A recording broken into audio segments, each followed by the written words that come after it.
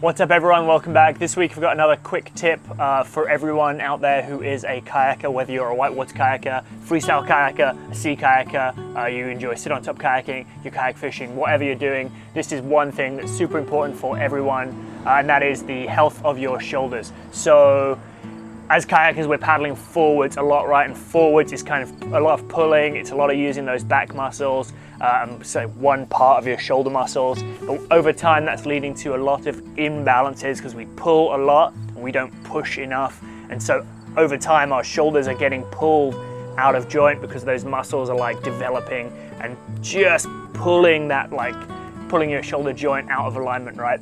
And this can lead to a bunch of other problems down the line, and ultimately makes it easier for you to dislocate your shoulder, which is gnarly, and it means you won't be able to kayak for ages. And nobody wants to have time out of their kayak.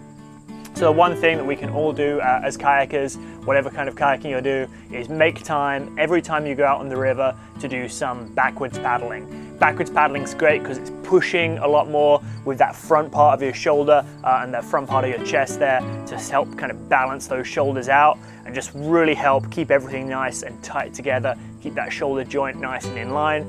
So what I try and think about is always doing at least 100 backstrokes every time I go out on the water.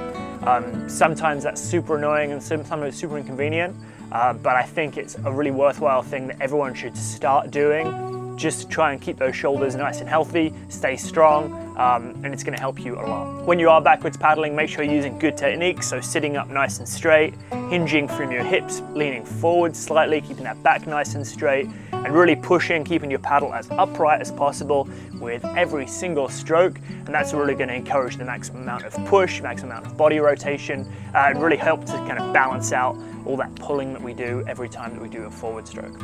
All right, that's just been a quick tip this week. Please think about it, please do your backstrokes, and I will see you next week. Peace.